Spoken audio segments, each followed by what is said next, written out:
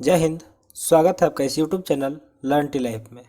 इस सेशन में हम जनरल नॉलेज का क्यूज करते हैं। अगर आप किसी भी कॉम्पिटिटिव एग्जाम का प्रिपरेशन कर रहे हैं like UPSC, SSC, NDA, air force, navy, coast guard, तो ये सेशन आपके लिए काफ़ी हेल्पफुल रहेगी, क्योंकि इस सेशन में हम जनरल नॉलेज का इंपॉर्टेंट क्वेश्चन करते हैं और उसके आंसर को अच्छे से एक्सप्लेन करते हैं। तो चलिए सेशन शुरू करते हैं। तो देखिए क्वेश्चन आपके सामने है। अगर इसका आंसर आपको पता होगा तो आप कमेंट बॉक्स में क्वेश्चन नंबर और ब्रैकेट में उसका ऑप्शन डाल के कमेंट कीजिएगा। इससे आपको मतलब पता चल जाएगा कि आपको कितने जनरल नॉलेज की जानकारी है और कितने इसके पे मेहनत करने की ज़रूरत है। और डेली ऐसे ही सेशन लगाइएगा तो आपका जीके काफ़ी इम्प्रूव हो जाएगा। तो देखिए सबसे पहला क्वेश्चन आपके सामने है, Lal Bahadur Shastri succeeded Pandit Nehru as the second prime minister of India. Option B, signed the Tashkent agreement with Ayub Khan for a cease fire between India and Pakistan. Option C है, is also known as man of peace. और option D है, all of the above. तो ये जो मतलब लाल बहादुर शास्त्री के बारे में कहा जा रहा है, तो चार ऑप्शन दिया गया है। तो देखिए पहला ऑप्शन भी उनके लिए सही है कि succeeded Pandit Nehru as the second prime minister of India. फिर क्या किए थे, वो साइन किए थे Tashkent agreement with Ayub Khan for a seize fire. ये सीज फायर के लिए उन्होंने क्या किया था, एग्रीमेंट साइन किया था किसके साथ, अयूब खान के साथ। ठीक है, वो किसके किसके बीच हुआ था, इंडिया और पाकिस्तान के बीच। तो ऑप्शन बी इज करेक्ट। और उनको मैन ऑफ पीस के नाम से भी जाना जाता है, तो ऑप्शन सी इज करेक्ट। तो क्या हो जाएगा, D is the correct answer, all of the above. ये जितने भी है सही है। तो चलिए बात करते हैं लाल बहादुर शास्त्री के बारे में। तो इनका जन्म कब हुआ था, इनका भी जन्म 2 अक्टूबर को हुआ था। ठीक है, तो गांधी जी के साथ साथ इनका भी जन्म 2 अक्टूबर को हुआ था और इनका भी जयंती मनाया जाता है 2 अक्टूबर के दिन। नेक्स्ट क्वेश्चन आपके सामने है, on A night when the sky is clear. जब रात्रि के टाइम मतलब जो आकाश होता है वो पूरा क्लियर होता है। द टेम्परेचर में डीप कंसिडरेबली। तो क्या होता है, टेम्परेचर डीप हो जाता है considerably. On a cloudy night the temperature is usually deep much less. और जो क्लाउडी नाइट होता है उसमें जो टेम्परेचर होता है वो यूजुअली डीप मच लेस, मतलब उससे कम हो जाता है। The reason for the difference is that. तो क्या होता है कि मतलब एक मतलब पूरा क्लियर नाइट होता है और एक क्लाउडी नाइट होता है, दोनों में टेम्परेचर का डिफरेंस होने लगता है। तो इसका रीजन क्या होता है, तो देखिए बात करते हैं इसके ऑप्शन का। तो पहला ऑप्शन है, the clear sky allow radiant energy to escape readily from the earth. मतलब जो क्लियर स्काई होता है उसमें क्या होता है, रेडिएशन मतलब एनर्जी का एस्केप हो जाता है उस रेडिएशन की वजह से। और ऑप्शन बी है, on a cloudy night the clouds are warm and therefore retard the cooling. और जो क्लाउडी नाइट होता है उसके बारे में बोला जा रहा है कि जो क्लाउड्स होते हैं वो वार्म होते हैं, गर्म होते हैं, तो इसलिए क्या करते हैं, कूलिंग को रिटार्ड कर देते हैं, मतलब रोक देते हैं। ऑप्शन सी है, the clear sky allow the cold of outer space to reach the earth. और ये जो क्लियर स्काई होते हैं वो क्या करते हैं, वो कोल्ड को अलाउ कर देते हैं आउटर स्पेस वाले को कि वो रीच करे अर्थ पे, और मतलब अर्थ पे पहुंचे। और ऑप्शन डी है, current of air carry the heat away from the earth on the clear night. जो एयर का करंट होता है वो क्या करता है, कैरी करता है हीट को away from the earth on A clear night. जब वो एक मतलब स्वच्छ नाइट में, क्लियर साफ अगर रात्रि हो जिसमें क्या हो, बादल वगैरह नहीं दिखाई दे। तो आइए बात करते हैं इसके आंसर का। तो क्या होता है, द क्लियर स्काई, जो क्लियर स्काई होता है वो क्या करता है, अलाउ रेडिएंट एनर्जी। वो क्या करता है, एनर्जी को रेडिएंट होने के लिए अलाउ कर देता है to escape readily from the earth. जो मतलब अर्थ से क्या हो सके, रेडली एस्केप हो सकते हैं। सो ए इज द करेक्ट आंसर। ठीक है, देखिए तीन तरह का वो होता है, एक कंडक्शन, कन्वेंशन और तीसरा होता है रेडिएशन। तो इसमें क्या होता है, रेडिएशन का रूल फॉलो होता है। ठीक है, नेक्स्ट क्वेश्चन आपके सामने, normally the Commonwealth Games are held at interval of. जो कॉमनवेल्थ गेम होता है वो कितने साल के अंतराल पे होता है। तो ऑप्शन ए है 3 ईयर्स, ऑप्शन बी है 4 ईयर्स, ऑप्शन सी है 5 ईयर्स और ऑप्शन डी है there is no fix interval. तो आइए बात करते हैं इसके आंसर का। तो देखिए जो कॉमनवेल्थ गेम होता है वो 4 साल के अंतराल पे होता है। कितने साल के अंतराल पे, 4 साल के। सो बी द करेक्ट आंसर।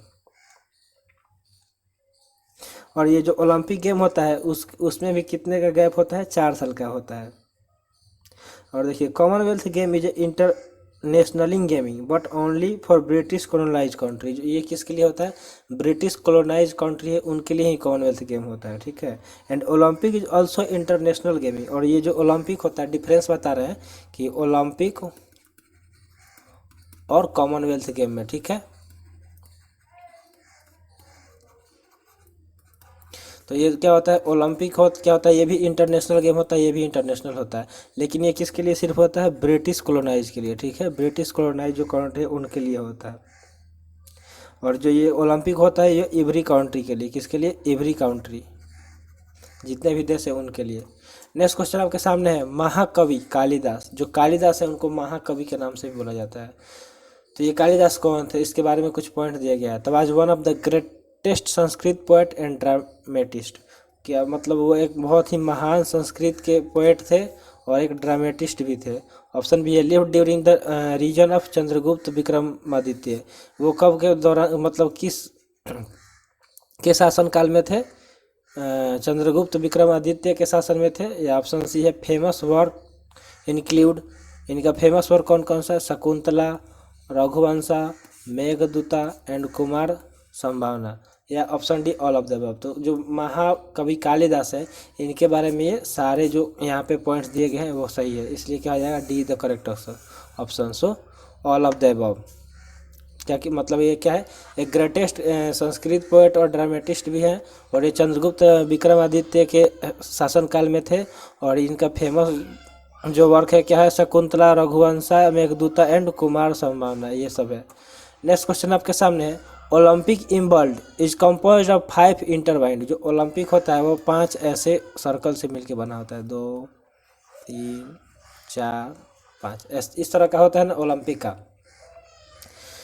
तो each of a different colour represent the 5 continent of the world as, तो ये जो भी मतलब कलर है वो 5 क्या करता है, कॉन्टिनेंट को रिप्रेजेंट करता है, दर्शाता है। तो आपको बताना है कि कौन कलर किस कॉन्टिनेंट को दर्शाता है।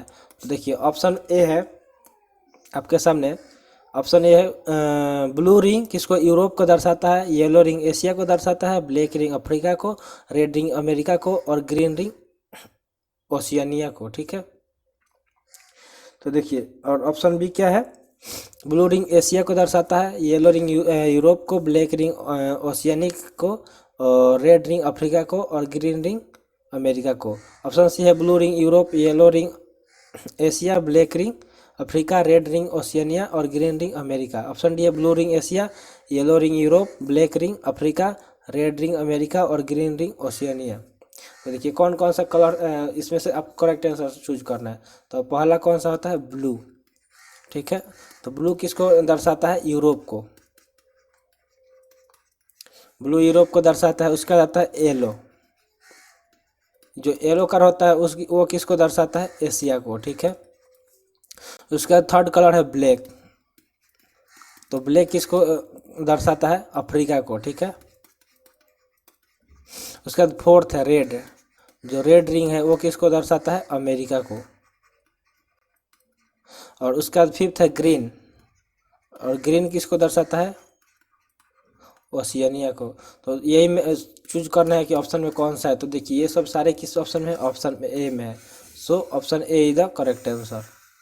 तो क्वेश्चन एक बार आप समझ गए कि जो ये मतलब वो जो रिंग होता है ओलंपिक में 5 रिंग होता है इस तरह का जो यहाँ पे बनाया गया है, तो इसका डिफरेंट कलर होता है, और डिफरेंट कलर डिफरेंट कॉन्टिनेंट को रिप्रेजेंट करना है। तो वही आपको बताना था कि कौन सा कलर किस कॉन्टिनेंट को रिप्रेजेंट कर रहा है। नेक्स्ट क्वेश्चन आपके सामने है, name the instrument use to measure relative humidity. तो देखिए यहाँ पे इंस्ट्रूमेंट का नाम पूछा जा रहा है कि वो कौन सा यंत्र है जिसका प्रयोग हम लोग रिलेटिव ह्यूमिडिटी को मेजर करने के लिए करते हैं। तो आपने अगर पिछला सेशन लगाया होगा जनरल नॉलेज का, तो उसमें भी ये क्वेश्चन कराया गया था। उसमें बस पूछा गया था कि मतलब जो इसका इंस्ट्रूमेंट है वो उसके बारे में पूछा गया था कि कौन वो क्या मेजर करता है, और ऑप्शन में था ये वाला रिलेटिव ह्यूमिडिटी था। तो अगर आपने पिछला सेशन नहीं लगाया है तो आप आराम से जाकर देख सकते हैं, वीडियो के आई बटन में भी मिल जाएगा लिंक, या चैनल अगर सब्सक्राइब किए हैं तो प्लेलिस्ट में जाके वहाँ से एक एक करके वीडियो देख सकते हैं। और पूरा वीडियो देखिएगा तो आपका जीके काफ़ी ज़्यादा इम्प्रूव हो जाएगा। तो आइए बात करते हैं इसके आंसर का। तो देखिए पहला ऑप्शन क्या है, हाइड्रोमीटर, ठीक है। ऑप्शन ए है हाइड्रोमीटर, ऑप्शन बी है हाइग्रोमीटर, ऑप्शन सी है बैरोमीटर, और ऑप्शन डी है मरकरी थर्मोमीटर। तो ये जो बैरोमीटर होता है ये क्या करता है, एयर प्रेशर को मेजर करता है, एयर प्रेशर को मेजर करता है, ठीक है। और यहाँ पे मरकरी थर्मोमीटर का यूज किस लिए किया जाता है, तो ये जो मरकरी थर्मोमीटर है इसका प्रयोग हम लोग इसलिए करते हैं मतलब टेम्परेचर मेजर करते हैं, ठीक है, बॉडी वगैरह का जो मतलब लो टेम्परेचर थोड़ा होता है, मतलब लेस देन 500 डिग्री सेल्सियस के अगर लेस देन अगर टेम्परेचर मेजर करना हो तो हम मरकरी थर्मोमीटर का यूज करते हैं, ठीक है। और उसका आता है हाइग्रोमीटर। तो हाइग्रोमीटर क्या करता है, हाइग्रोमीटर ही रिलेटिव ये क्या बोलते हैं ह्यूमिडिटी को मेजर करता है। So B is the correct answer. और बात करते हैं हाइड्रोमीटर का, तो हाइड्रोमीटर क्या करता है, डेंसिटी ऑफ लिक्विड मेजर करता है। क्या मेजर करता है, डेंसिटी ऑफ लिक्विड, लिक्विड का जो डेंसिटी होता है उसको मेजर करता है, ठीक है। तो चारों इंस्ट्रूमेंट के बारे में आपको पता चल गया, लेकिन इसका करेक्ट आंसर क्या हो जाएगा, हाइग्रोमीटर, ठीक है। हाइड्रो और हाइग्रो में कंफ्यूज नहीं होइएगा, हाइग्रो ही क्या करता है, रिलेटिव ह्यूमिडिटी को मेजर करता है, ठीक है। तो डेली देखिए इस चैनल पे करंट अफेयर्स का और जनरल नॉलेज का क्विज कराया जाता है, तो इसमें अगर आप पार्टिसिपेट करेंगे तो आपका जीके काफ़ी ज़्यादा इम्प्रूव होगा। नेक्स्ट क्वेश्चन आपके सामने है, नेशनल रिमोट सेंसिंग एजेंसी कौन सा, NRSA, N for national, R for remote, S for sensing, A for agency. NRSA was setup in, तो इसको कब सेटअप किया गया था, ऑप्शन ए है आपके सामने 1980 में, ऑप्शन बी है 1985 में, ऑप्शन सी है 1990 में, और ऑप्शन डी है 1995 में। तो आइए बात करते हैं इसके करेक्ट आंसर का। तो ये जो नेशनल रिमोट सेंसिंग एजेंसी है, ये इसका सेटअप कब हुआ था, 1980 में, ऑप्शन ए, ठीक है। और ये कहाँ पे है, लोकेटेड एट हैदराबाद, ये कहाँ पे है, हैदराबाद में है, हैदराबाद में है, ठीक है। ये किसका, ये मतलब सेंटर है, इसरो का सेंटर है, ठीक है। Hyderabad one of the centre of Indian Space Research Organisation, ISRO का ये सेंटर है, ठीक है।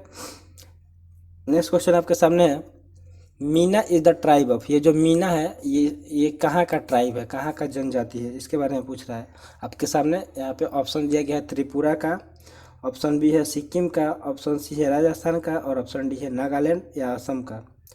तो आइए बात करते हैं मीना के बारे में। तो ये क्या है, एक ट्राइब है और पूछा जा रहा है कि कहाँ का ट्राइब है। तो देखिए ये एक टाइप का कास्ट है और ये राजस्थान का है, ठीक है। तो C is the correct answer, ठीक है। Meena is the tribe of Rajasthan. Next question आपके सामने है, किंग हममुरबी, ठीक है, king Hammurabi raise the first army of the world in, इन्होंने क्या किया था, फर्स्ट आर्मी को रेज किया था दुनिया में, ठीक है। तो कब किया था वो पूछा जा रहा है। ऑप्शन ए है 2000 BC में, ऑप्शन बी है 1500 BC में, ऑप्शन सी है 1440 BC 1480 BC में, और डी है 1027 BC में। तो आइए बात करते हैं इसके आंसर का। तो ये जो किंग हममुरबी हैं वो क्या किए थे, 2000 BC में क्या किए थे, first army of the world raise किए थे, ठीक है। नेक्स्ट क्वेश्चन आपके सामने है, National institute of Occupation Health is located at, जो ये National institute of Occupation Health है ये कहाँ पे लोकेटेड है, कौन सा institute, National institute of Occupation Health. तो ऑप्शन ए है बेंगलोर, ऑप्शन बी है अहमदाबाद, ऑप्शन सी है पुणे, और ऑप्शन डी है मुंबई। तो आइए बात करते हैं इसके आंसर का। तो this institute started at occupational health research institute in the year 1966, इसको कब स्टार्ट किया गया था, 1966 में, ठीक है। And was rechristened at national institute of occupational health, और इसको बाद में हम लोग क्या नाम रख दिया गया, national institute of occupational health. तो ये कहाँ पे है, ये अहमदाबाद में है, ठीक है। Option B is the correct answer. Next question है, कनिष्क वाज, ये कनिष्क कौन थे, the king of Kushan dynasty, option A be a great conqueror but later become a follower of Buddha, ये क्या थे, एक बहुत मतलब महान थे और बहुत जगह पर क्या किए थे, कब्जा किए थे, लेकिन बाद में वो क्या किए, बुद्धा को फॉलो कर दिए, जो मतलब बौद्ध धर्म होते हैं उनको। ऑप्शन सी है the only ruler of India whose territory extended up to Central Asia, मतलब ये वो एक ऐसा मतलब रूलर थे, शासक थे, जिनका वो कहाँ तक शासन था, सेंट्रल एशिया तक था, या ऑल ऑफ द अबव। तो आइए बात करते हैं इसके आंसर का। तो कनिष्क कौन थे, तो कनिष्क क्या थे, कुषाण डायनेस्टी के राजा थे, कहाँ के थे राजा, कुषाण डायनेस्टी के। तो एक करेक्ट इनके लिए, वो क्या थे, ग्रेट कॉन्केरर भी थे, और बाद में वो क्या किए थे, बुद्धा को फॉलोअर बन चुके थे, ये भी सही है। और इन्होंने सेंट्रल एशिया तक अपना टेरिटरी एक्सटेंड कर दिया था, तो ये भी करेक्ट है। तो इनके लिए ये सारे जो पॉइंट है सही है, तो इसलिए करेक्ट आंसर हो जाएगा all of the above, D. ठीक है। नेक्स्ट क्वेश्चन आपके सामने है, National institute of ओशियोनोग्राफी is located eight. ये जो इंस्टीट्यूट ऑफ ओशियोनोग्राफी है, नेशनल इंस्टीट्यूट ऑफ ओशियोनोग्राफी, इसके बारे में पूछा जा रहा है कि ये कहाँ पे लोकेटेड है, कहाँ पे लोकेटेड है नेशनल इंस्टीट्यूट ऑफ ओशियोनोग्राफी। तो ऑप्शन ए है पणजी गोवा, ऑप्शन बी है लखनऊ उत्तर प्रदेश, ऑप्शन सी है पुणे महाराष्ट्र, और ऑप्शन डी है नागपुर महाराष्ट्र। तो आइए बात करते हैं इसके करेक्ट आंसर का। तो इसका करेक्ट आंसर हो जाएगा पणजी गोवा में। ठीक है, कहाँ पे ये लोकेटेड है? पणजी गोवा में। क्या है? National institute of ओशियोनोग्राफी। Next question आपके सामने है, nuclear power is dash thermal power. अब न्यूक्लियर पावर और थर्मल पावर में यहाँ पे कुछ कंपैरिजन कराया गया है। तो पूछा जा रहा है कि ये क्या है। ऑप्शन है चीपर देन, मतलब जो न्यूक्लियर पावर है वो थर्मल पावर से चीपर है, या ऑप्शन बी है कॉस्टलियर देन थर्मल पावर, या इक्वल इन अमाउंट, या they can not be related. तो आइए बात करते हैं इसके आंसर का। तो देखिए जो क्या है, ये क्या है, चीपर होता है। न्यूक्लियर पावर होता है वो थर्मल पावर से सस्ता होता है। ठीक है, तो ए इज द करेक्ट आंसर। देखिए nuclear energy is produced with the help of nuclear fusion reaction. ये किसके द्वारा न्यूक्लियर एनर्जी मतलब न्यूक्लियर पावर कैसे प्रोड्यूस किया जाता है? न्यूक्लियर फ्यूजन रिएक्शन की वजह से। ठीक है, और thermal energy is produced when the coal is burn at very high temperature. और थर्मल एनर्जी को कैसे प्रोड्यूस किया जाता है? जब कोयला को हाई टेम्परेचर पे जलाया जाता है तो उससे क्या होता है, एनर्जी प्रोड्यूस होता है। उसी एनर्जी को हम लोग थर्मल एनर्जी बोलते हैं। ये थर्मल पावर प्लांट भी होता है जिससे इलेक्ट्रिसिटी प्रोड्यूस किया जाता है। ठीक है, नेक्स्ट क्वेश्चन आपके सामने है, माइकल फैराडे डिस्कवर्ड। जो ये माइकल फैराडे हैं उन्होंने किस चीज़ का खोज किया था? ऑप्शन ए है इलेक्ट्रोमैग्नेटिज्म, ऑप्शन बी है benzene liquid gas and optical glasses, option C है इंडक्शन ऑफ इलेक्ट्रिक करंट, और ऑप्शन डी है ऑल ऑफ द अबव। तो देखिए ये जो माइकल फैराडे है इनका बहुत ज़्यादा योगदान है साइंस के क्षेत्र में। इन्होंने इलेक्ट्रोमैग्नेटिज्म का भी खोज किया था, benzene liquid gas and optical glass का भी खोज किया था, और the induction of electric current का भी खोज किया था। इसलिए ऑल ऑफ द अबव हो जाएगा इनके लिए, सारे पॉइंट सही हैं। So D is the correct answer. Next question आपके सामने है, mother Teresa won the Nobel prize for peace. जो मदर टेरेसा हैं इन्होंने क्या, इनको क्या हुआ था, नोबेल प्राइज मिला था किस क्षेत्र में? पीस के क्षेत्र में। तो कब मिला था पूछा जा रहा है। ए है 1992 में, बी है 1979 में, सी है 1988 में, और डी है 1954 में। तो आइए बात करते हैं इसके करेक्ट आंसर का। तो जो मदर टेरेसा है उनको पीस फील्ड में नोबेल प्राइज दिया गया था 1979 में। कब? 1979 के करीब। नेक्स्ट क्वेश्चन आपके सामने है, most commonly used bleaching agent is. सबसे ज़्यादा यूज करने वाला ब्लीचिंग एजेंट कौन सा है? तो ए है अल्कोहल, बी है कार्बन डाइऑक्साइड, सी है क्लोरीन, और डी है सोडियम क्लोराइड। तो आइए बात करते हैं इसके करेक्ट आंसर का। तो देखिए करेक्ट आंसर हो जाएगा क्लोरीन। ठीक है, सी। क्लोरीन क्या है? एक ब्लीचिंग एजेंट है और इसका सबसे ज़्यादा यूज किया जाता है। ठीक है, नेक्स्ट क्वेश्चन आपके सामने है, ऑफ द यूएन एजेंसी, मतलब which one specifically aims at further economic development by encouraging product private enterprises. Option है united nation industrial development organisation, option B है international finance corporation, option C है international monetary fund, और option D है world bank. तो देखिए इसके बारे में बात करते हैं। तो ये क्या है, ये जो है of the UN agency which one specifically AIIMS the further economic development by encouraging productive private enterprises. तो इसके लिए इस करेक्ट आंसर क्या हो जाएगा, इंटरनेशनल फाइनेंस कॉर्पोरेशन। ठीक है, ऑप्शन बी।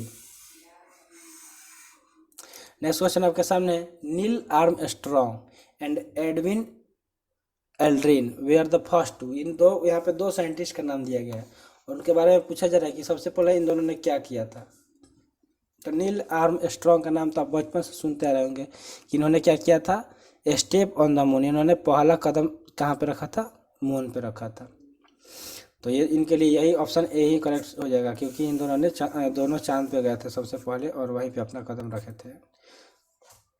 नेक्स्ट क्वेश्चन आपके सामने है, Lal Bahadur Shastri is also known as.